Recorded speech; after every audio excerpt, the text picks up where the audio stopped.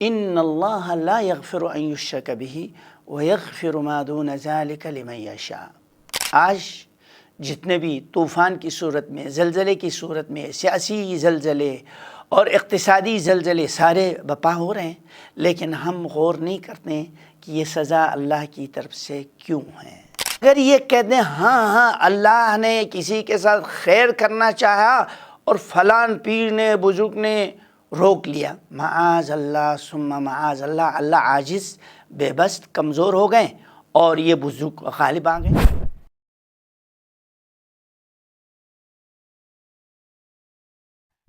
السلام علیکم ورحمۃ اللہ وبرکاتہ۔ الحمد للہ رب العالمین والصلاة والسلام علی سید المرسلین وعلی آلہ وصحبہ اجمعین۔ اللہم علمنا ما ينفعنا وارزقنا علما ينفعنا ربنا زدنا علما۔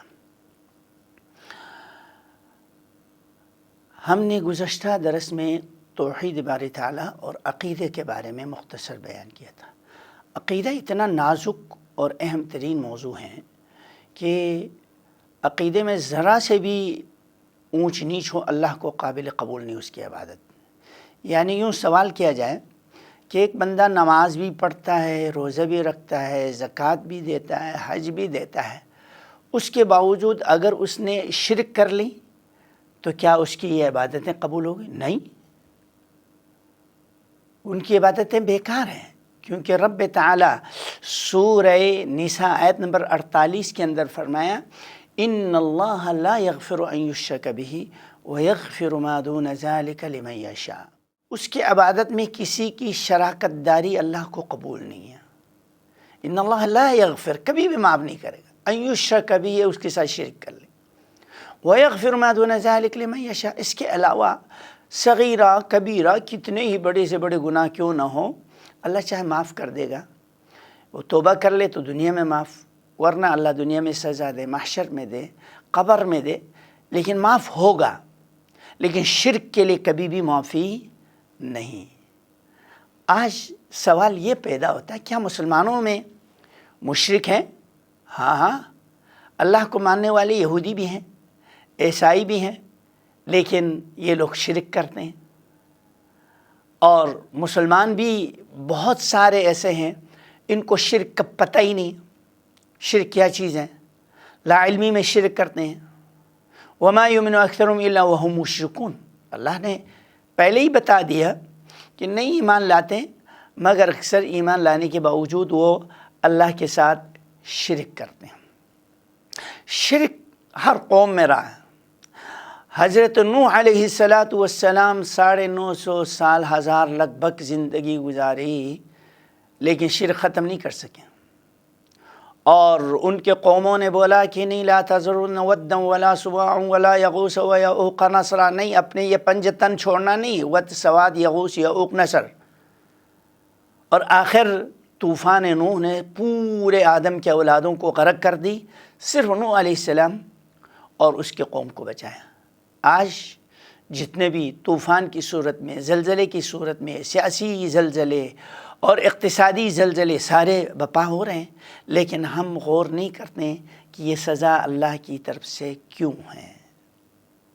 سورہ زمر آیت نمبر 38 میں اللہ نے فرمایا افرأیتم ما تدعون من دون اللہ، مجھے بتلا دو جن کو تم پوچھتے ہو، پکارتے ہو اللہ کے سوا، ان ارادنی اللہ بضر، اگر اللہ مجھے نقصان پہنچا دیں، او ارادنی برحمہ، یا اللہ مجھے رحمت پہنچا دیں، حل ہن ممسکات رحمتی، جن کو تم پکار رہے ہو کیا وہ رحمت روک سکتے ہیں؟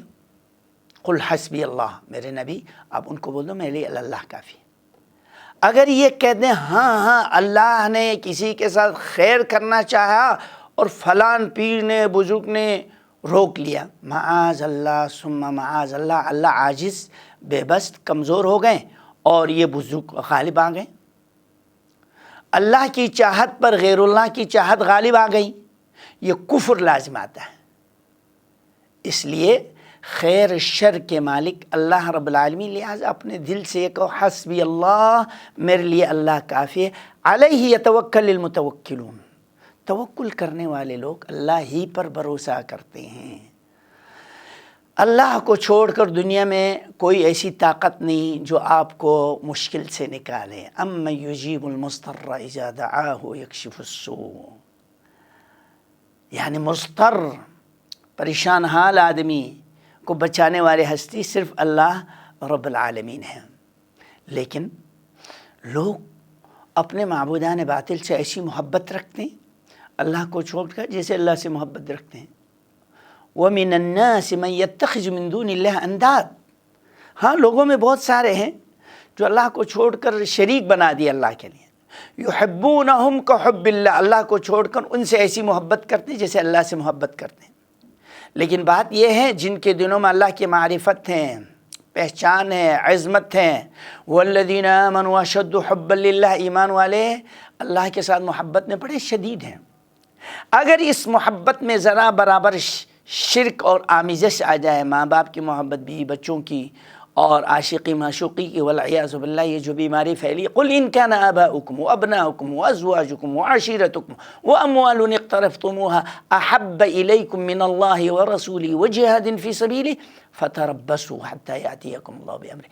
تو یہاں پر سارے محبوبوں کا تذکرہ فرمایا، ماں باپ، بیوی بچے، خاندان، قوم، قبیلہ، سیم و زر، مال دولت، تجارت، حرفت، عالیشان محل، یہ سب دنیا کی چیزیں محبوب ہوں اللہ سے، اللہ کے رسول سے، رائے خدا میں جہاد کرنے سے، تو پھر انتظار کرو عذاب آئے گا. اور آج یہی کیفیت ہے، جو عذاب آ رہے ہیں اور لوگ یہ نہیں سوچتے ہیں کہ جناب یہ طوفان کیوں آئے، یہ اقتصادی بحران کیوں ہیں. ہم اللہ سے اعلان جنگ کر چکے ہیں سودی نظام کے ذریعے، اللہ کی نافرمانی کر کے. اللہ سے دعائیں اللہ مسلمانوں کو پھر سے ایک ہی اللہ کی طرف پلٹنے کی توفیق عطا فرما، شرک جیسے آمیزش سے اپنے آپ کو بچانے کی توفیق عطا فرما. سبحانک اللہم و بحمدک اشہد ان لا الہ الا انت استغفرک.